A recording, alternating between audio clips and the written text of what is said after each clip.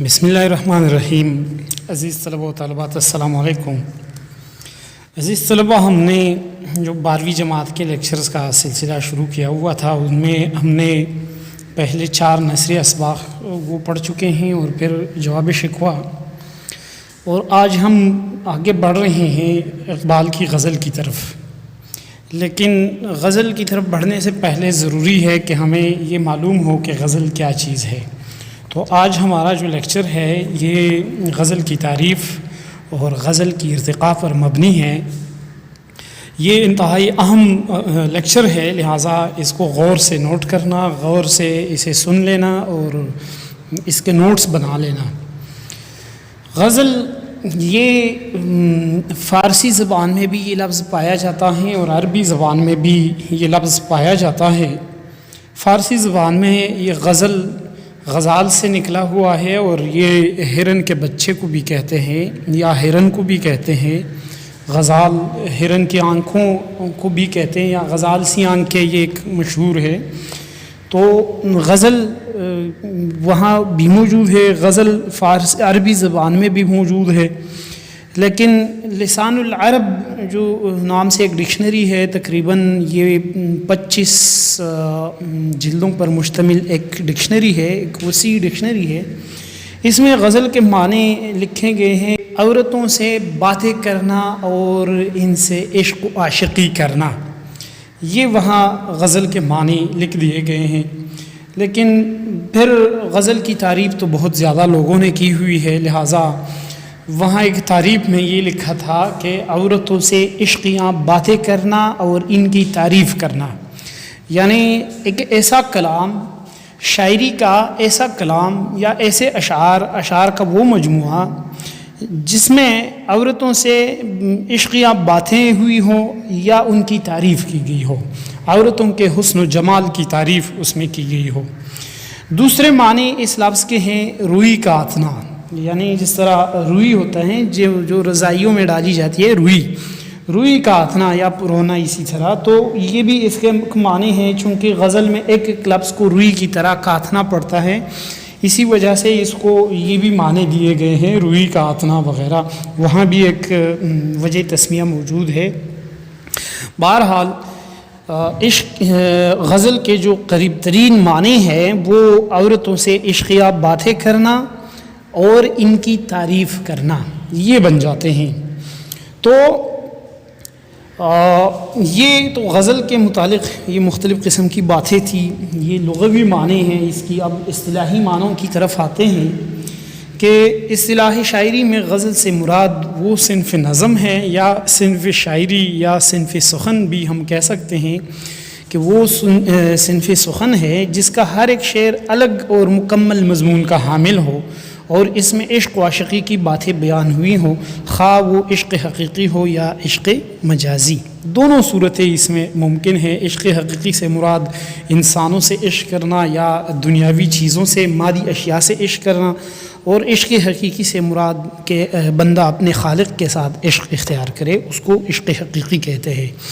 لیکن آج کل کی غزل میں جو عشق و عاشقی کے علاوہ ہے دیگر موضوعات بھی بیان ہوئے ہیں، لہٰذا یہ تعریف آج کل کی غزل پر ثابت نہیں آتی، یہ آج کل کی غزل کے لیے موضوع نہیں ہے، لہٰذا آج کل کی غزل میں موضوعات کا ایک تنوع ہے، ایک وسیع رجحان پایا جاتا ہے، اور آج کل کی غزل میں مذہب اور ساتھ ساتھ معاشرتی گھٹن، معاشرتی اصلاح، معاشی حالات، عمرانی مسائل، معاشی مسائل، اور انہی کے علاوہ اور بھی کچھ یہ بیان ہوئے ہیں۔ فیض نے کہا تھا کہ اور بھی دکھ ہے زمانے میں محبت کے سوا، راحتیں اور بھی ہے وصل کی راحت کے سوا۔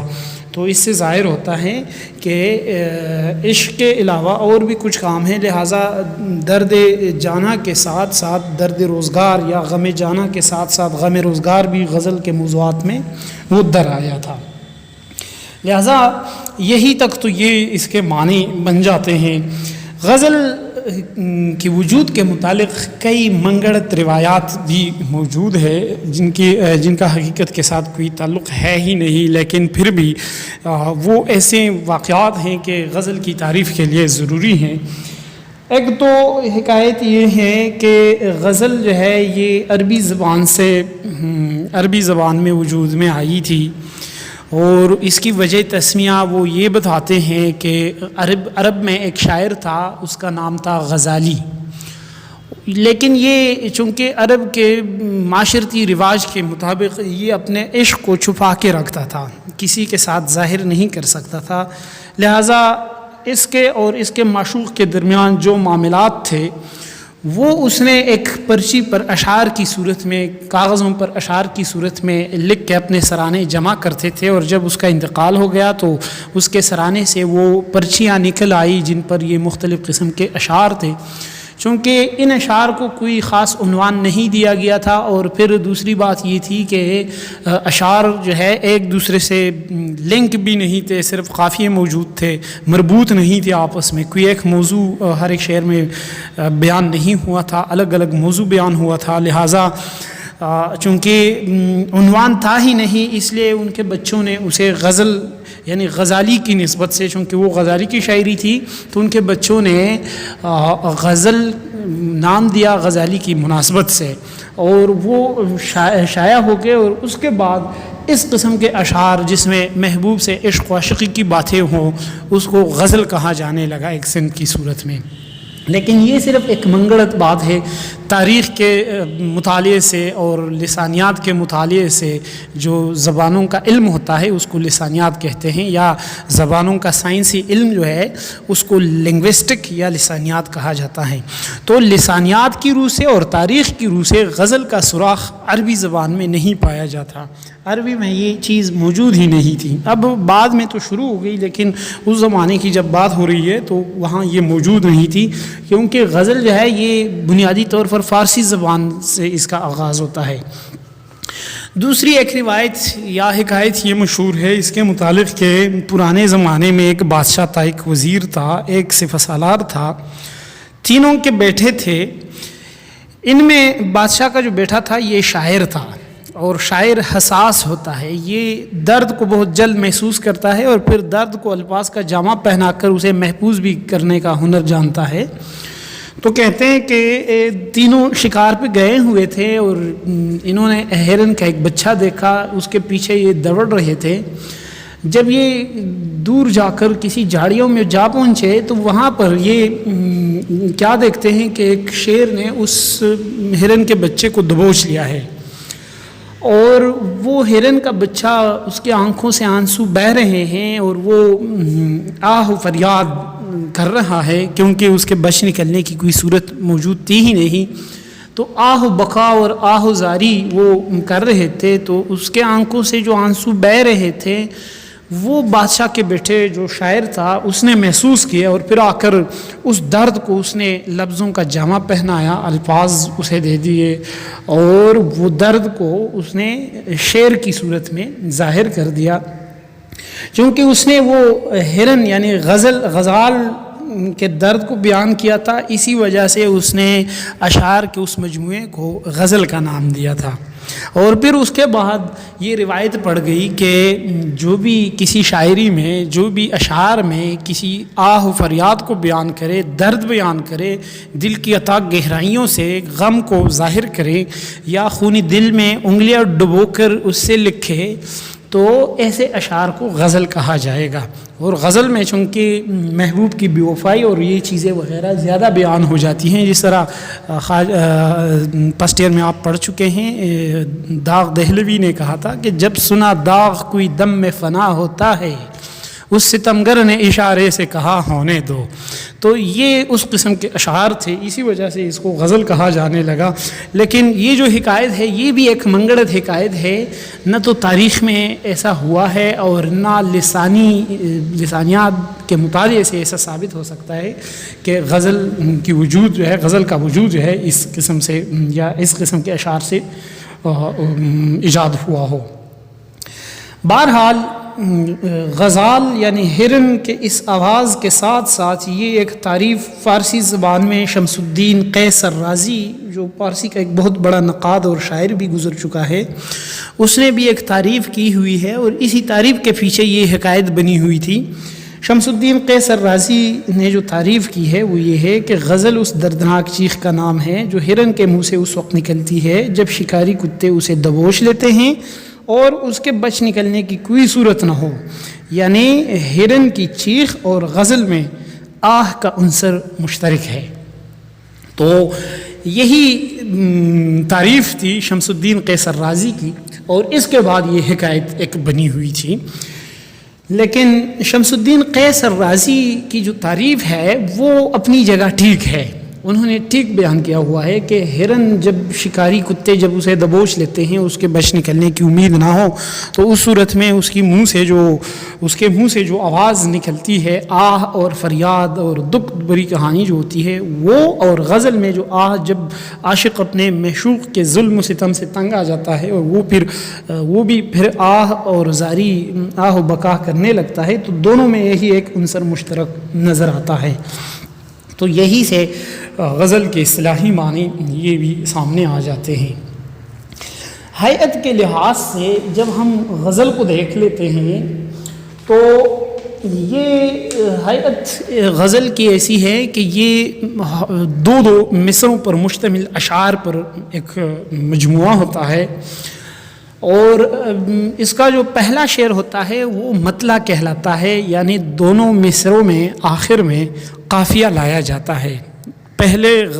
پہلے شعر کے دونوں مصروں میں قافیہ لایا جاتا ہے، پھر آگے جو بعد میں جتنے اشعار آتے ہیں ان اشعار کے آخر میں ہر دوسرے مصرے میں قافیہ لانا ضروری ہوتا ہے، اور غزل کے لیے جو ہے یہ قافیہ لانا ضروری ہے، غزل کے لیے قافیہ لانا ضروری ہے۔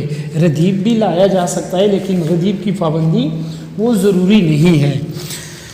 تو یہ تو غزل کی ہیئت کے حوالے سے بات تھی کہ اس کا آخری شعر پھر مقطع بھی کہلاتا ہے، جس میں شاعر اپنا تخلص بھی استعمال کرتا ہے، اور پوری غزل جو ہے یہ ایک ہی بحر اور ایک ہی وزن پر لکھی جاتی ہے، یعنی بحر نہ تبدیل کی جا سکتی ہے، نہ وزن گرائی جا سکتی ہے، نہ بڑھایا جا سکتا ہے، نہ گرایا جا سکتا ہے۔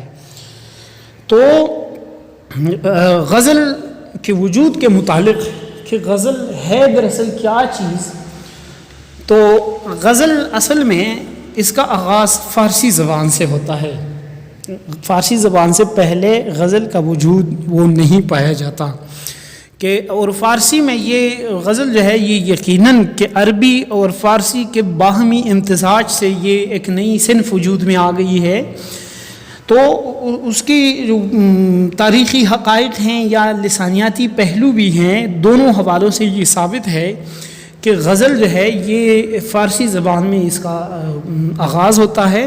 تو اس کا بیان یہ ہے کہ جب حضرت عمر فاروق رضی اللہ عنہ کے زمانے میں عربوں نے ایران پر قبضہ کیا، ایران عربوں کے قبضے میں آ گیا، تو عربی زبان اور فارسی زبان کے آپس میں اختلاط پیدا ہو گیا، یعنی میل ملاپ، کچھ لے دے کر کی بات آ گئی نا، کہ کچھ عربی نے فارسی سے لیا اور کچھ فارسی نے عربی سے لیا، تو یہ ایک صورت وہاں پیدا ہو گئی۔ اور یہ تو تاریخ سے بھی ثابت ہے کہ فاتح قوم جب مفتوح قوم پر آ جاتی ہے تو وہ فاتح مفتوح قوم سے بھی کچھ اخذ کرتی ہیں اور اپنا اثر بھی ان پر ڈال دیتی ہے۔ تو یہ فاتح اور مفتوح قوم کا جب ذکر آتا ہے تو اس میں بھی عربوں نے بھی فارسی زبان پر کچھ اثرات مرتب کیے اور فارسی سے بھی کچھ اثرات اخذ کیے۔ تو ان اثرات میں مذہبی اثرات کے ساتھ ساتھ معاشرتی، ثقافتی، تمدنی یا اسی طرح دیگر اثرات کے ساتھ ساتھ ادبی اثرات بھی فارسی زبان پر مرتب ہونے لگے۔ تو ان میں فارسیوں نے جو عربوں سے اخذ کیا تھا وہ قصیدہ تھا۔ قصیدہ کی صنف جو ہے یہ عربی زبان میں موجود تھی، فارسی زبان میں موجود نہیں تھی، لہٰذا فارسی زبان نے عربی زبان سے قصیدہ بھی اخذ کیا اور فارسی زبان کے شعراء نے اب قصیدے بھی لکھنا شروع کر دیے۔ تو قصیدہ یہ بہت قدیم صنف ہے عربی زبان میں، یہ بہت قدیم صنف ہے، اور اس میں شعراء زیادہ تر اپنے محبوب کے حسن و جمال کی باتیں کرتے تھے. اپنے محبوب کے گھر کے قصیدے بھی لکھے گئے ہیں. امرؤ القیس جو عربی کا بہت بڑا وہ شاعر گزرا ہے, اس نے اپنے محبوب کے گھر کے قصیدے بھی لکھے ہیں. تو یہ بعد میں پھر رفتہ رفتہ ایسا ہونے لگا کہ اس میں جان بوجھ کر قصداً عمداً بادشاہ کی تعریف کرنے لگا کہ شعراء بادشاہ کی تعریف کرتے اور مقصد یہ ہوتا کہ مجھے بادشاہ کے دربار سے کچھ مل جائے, کچھ معاوضہ مل جائے اس کے. اسی وجہ سے یہ لفظ قصیدہ وہی سے اس کا اثبات ہوتا ہے. تو قصیدہ کے پھر 4 اجزاء ہوتے ہیں. پہلا جز جو ہے وہ ابتدائیہ کہلاتا ہے. تو ابتدائیہ میں شاعر حمدیہ اور نعتیہ اشعار سے آغاز کرتا ہے. 1-2 شعر ایسے ہوتے ہیں جس میں حمدیہ یا نعتیہ اشعار ہوتے ہیں جس سے نظم کا آغاز ہوتا ہے. پھر دوسرا جز جو ہے وہ تشبیب ہے. تشبیب یہ لفظ جو ہے بیٹا یہ شباب سے نکلا ہے, اور شباب کہتے ہیں جوانی کو, اور جوانی حسن کی علامت ہوتی ہے. ایک شعر ہے مظفر بدایونی کا ہے یا اسی طرح کوئی ہے شاعر اس کا کہ ذکر جب چھڑ گیا قیامت کا بات پہنچی تیری جوانی تک. تو یہ ہے تشبیب کا جو حصہ ہے قصیدے میں. اس میں قصیدہ گو شعراء غزلیہ مضامین ادا کرتے تھے, یعنی عشق و عاشقی کے اشعار بیان کرتے تھے, اور اس حصے کے اشعار جو ہے آپس میں کوئی ربط نہیں رکھتے تھے بلکہ ہر شعر میں الگ ایک موضوع بیان ہوتا تھا. اس میں نیچر کی خوبصورتی یعنی فطرت کی خوبصورتی بھی بیان کی جاتی تھی, حسین ابشاروں اور جھرنوں اور باغات اور پھولوں کا ذکر بھی اس میں ہوتا تھا. اس میں حسن کے متعلق باتیں بھی ہوتی تھی, عشق کے متعلق باتیں ہوتی تھیں. پھر اس سے گریز کیا جاتا تھا. جو تیسرے نمبر پہ ہے وہ گریز ہے. گریز یعنی روگردانی, منہ موڑنا. تو پھر اس سے گریز کیا جاتا تھا, اور پھر گریز کے بعد اصل مدح جس شخص کی تعریف مقصود ہے اس مدح کی طرف آتے. تو چوتھا جز جو ہے آخری جز وہ مدح ہے, یعنی جس شخص کی تعریف وہ مقصود ہے, مقصود بذات ہے, تو اس مدح کی طرف پھر لوگ آتے تھے. لہٰذا فارسی میں جب یہ قصیدہ آ گیا تو پارسی شعراء وہ چونکہ جس شخص کی تعریف بیان کرتے تھے تو تعریف میں تو وہ زمین و آسمان کی قلابیں ملاتے تھے, جھوٹ بھی بولتے تھے. لہٰذا ایک وقت ایسا آیا کہ اس جھوٹ سے لوگ تنگ آ گئے اور وہ اپنے ضمیر پر ایک بوجھ سمجھنے لگے کہ میں کیوں اس شخص کی جھوٹی تعریف کروں. لہٰذا وہ قصیدہ کی تشبیب میں ایسے اشعار بیان کرنے لگا کہ وہ اس گھٹن کو ختم کرے, اس کے ضمیر کا بوجھ ہلکا ہو جائے.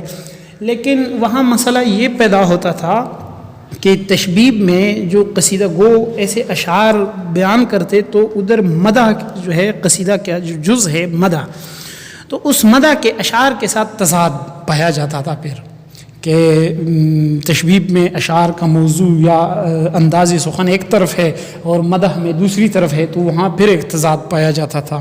اسی وجہ سے یہ اور بھی مشکل ہونے لگا. لہٰذا اس گھٹن سے آزادی کے لیے شعراء نے ایسا ایک تجربہ کیا کہ انہوں نے باقی قصیدہ لکھنا چھوڑ دیا اور قصیدے سے یہ تشبیب والی جو جز ہے اس کو الگ کر کے اس میں پھر اپنے ضمیر کے بوجھ کو ہلکا کرنے کی انہوں نے کوشش کی, اور پھر اپنی مرضی کے مطابق اس میں مضامین لکھنا شروع کر دیے, اور یوں غزل وجود میں آ گئی. اس کو پھر غزل کا نام دیا گیا. تو کہتے ہیں کہ قصیدہ سے آزادی کے بعد غزل نے اپنے اندر ایک جہان معنی پیدا کر دیے. معاشرتی ناہمواریوں اور ریاکاری کے خلاف طنز, اور اسی طرح معاشرتی گھٹن کے خلاف احتجاج, اس قسم کے موضوعات غزل کو فراہم ہو گئے, اور غزل کے موضوعات کا دامن پھر وقت کے ساتھ ساتھ وہ وسیع ہوتا گیا.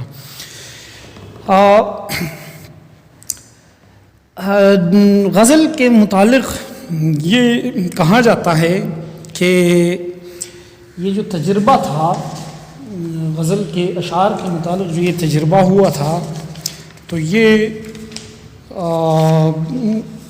کیا ہے کہ ایک روایت کے مطابق یہ ابو الحسن رودکی نے ایسا کیا تھا.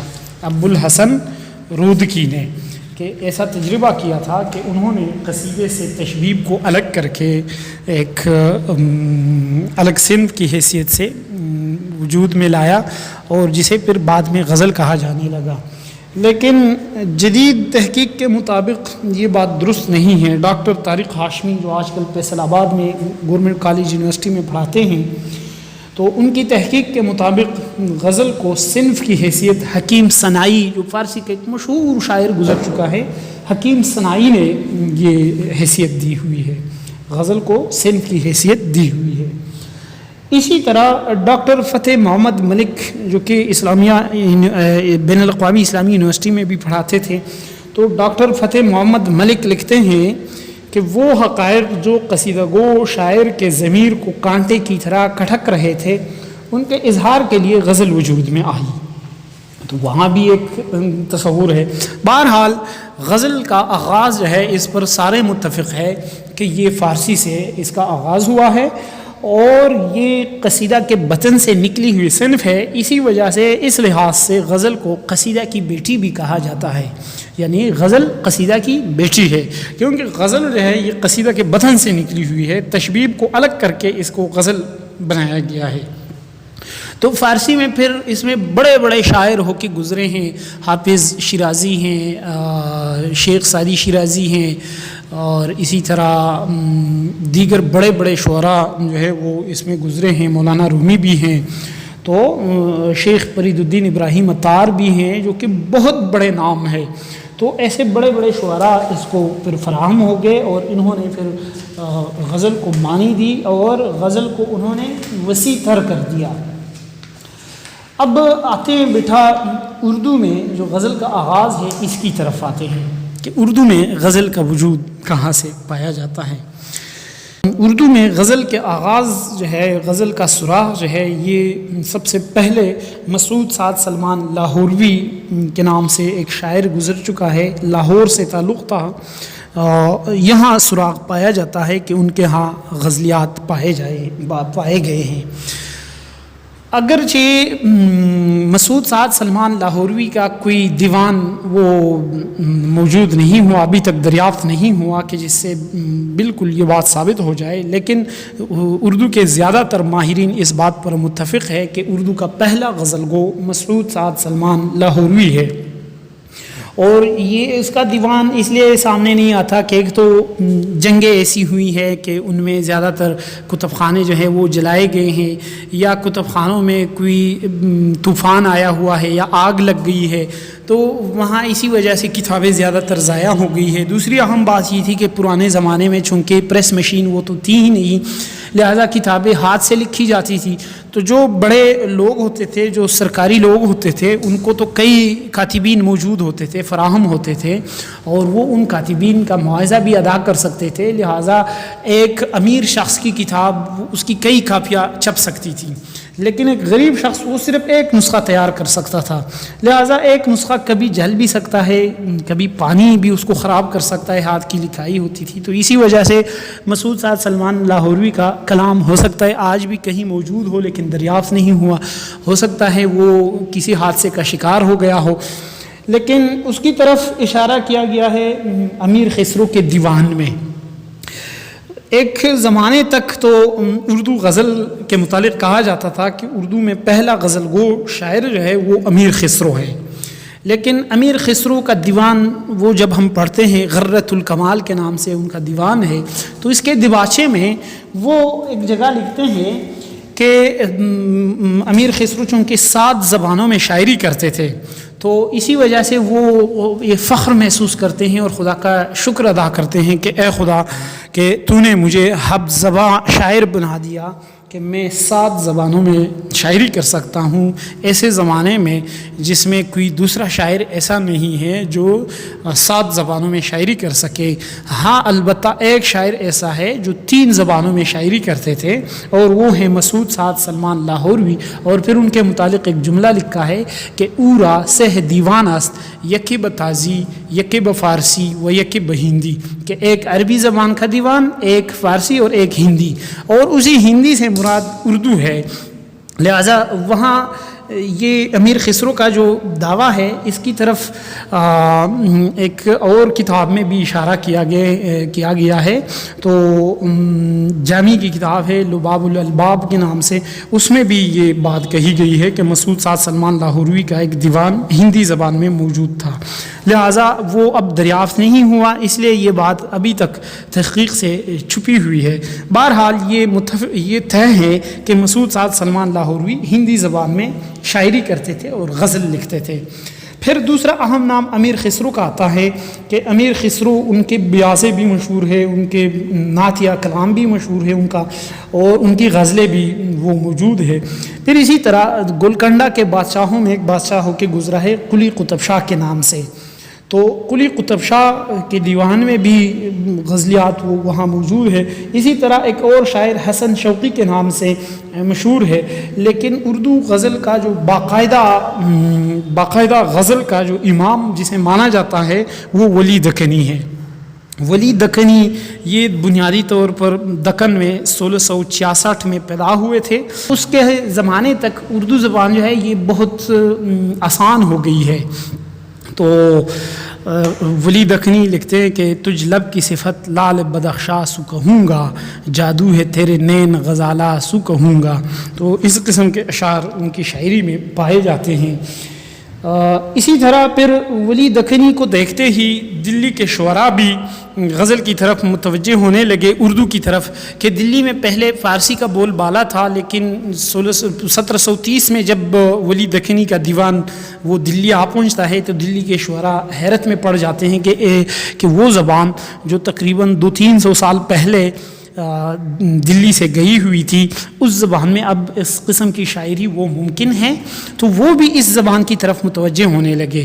اب اردو کو دلی میں مقابلہ کرنا ہے فارسی کا، تو ایک طرف فارسی دہان حلقہ موجود ہے، دوسری طرف اردو دہان وہ برسر اقتدار آتے ہیں. لہٰذا اردو کو مقابلہ کی سکت دینے کے لیے، اردو میں یہ طاقت دلانے کے لیے کہ اس میں یہ طاقت پیدا ہو جائے کہ فارسی جیسی بڑی زبان اور فارسی جیسی مشہور زبان کا مقابلہ کریں، تو اس کے لیے دلی کے شعراء نے ایک نیا طرز اختیار کیا. اس کو کہتے ہیں ایہام گو تحریک. ایہام گو کے معنی ہے کہ شعر میں کوئی ایسا لفظ لانا جس کے دو ہی معنی نکلتے ہوں، اور ایک معنی قریب کے اور دوسرے بعید کے، اور جو ہے اس کے شاعر کا مراد اس سے بعید کے معنی ہو. مثلا یہ ایک شعر ہے کہ شب جو مسجد میں جا پسیں مومن، رات کاٹی خدا خدا کر کے. اب خدا خدا کر کے معنی ہے کہ اللہ کا ذکر کرنا، یہ لفظی معنی ہے، اور دور کے معنی اس کے ہیں کہ بڑی مشکل سے. تو اب یہ حیرت ہے کہ رات کو مسجد میں وہ ٹہرے، اور دوسری بات یہ وہ مومن بھی ہے، تو کیا اس نے پوری رات ذکر الہی کیا یا پوری رات مشکل سے گزاری؟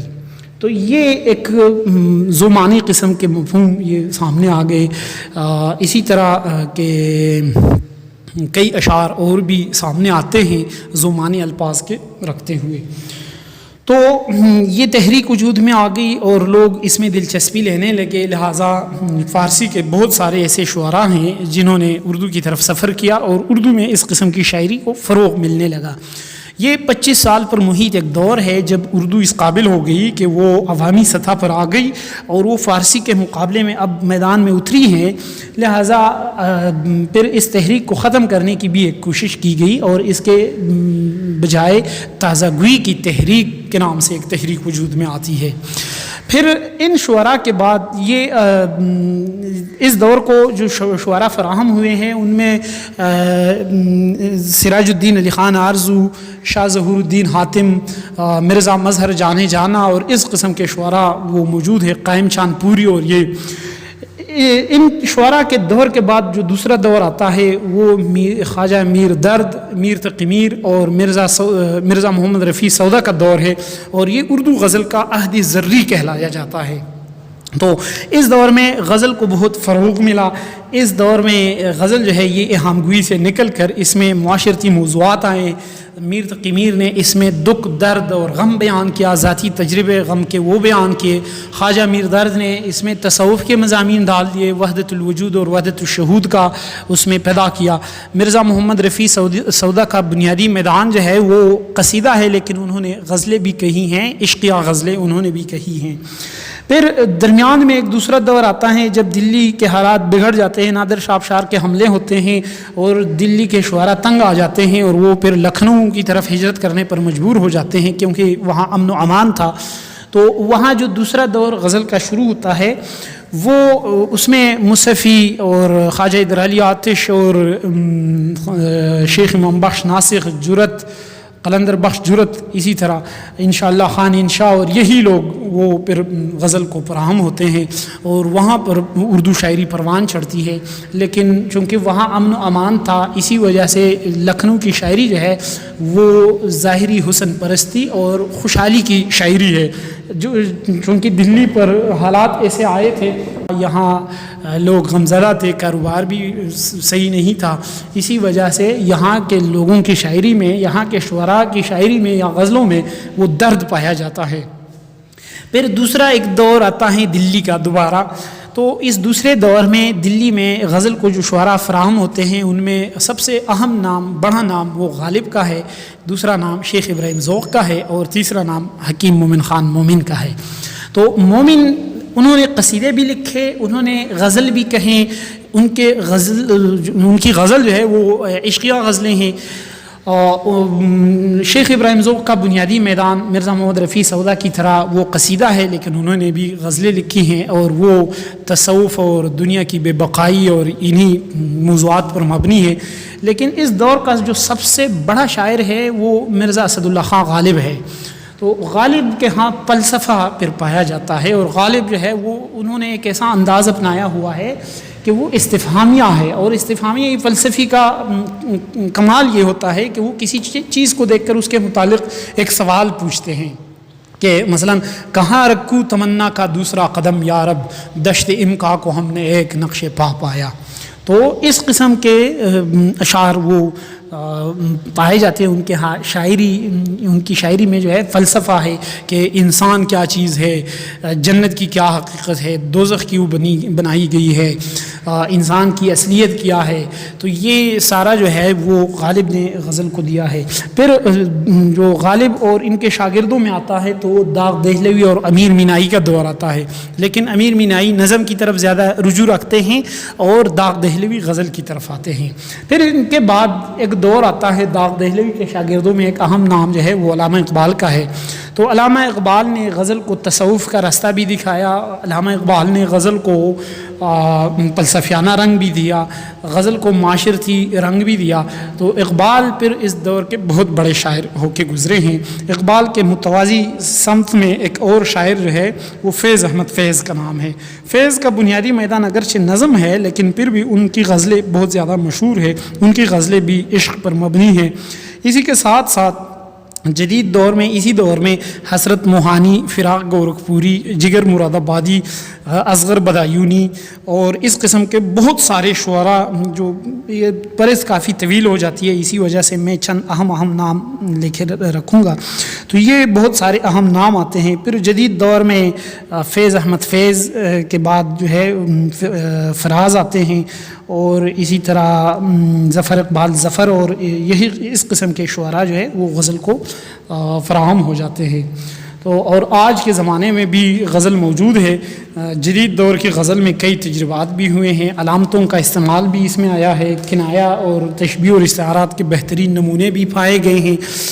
جدید دور کے غزل میں تجربات بھی کیے گئے ہیں، مختلف قسم کے تجربات کیے گئے ہیں. لیکن بہرحال یہ غزل کے متعلق جو لیکچر تھا کافی طویل ہو گیا، یہی تک کافی ہیں.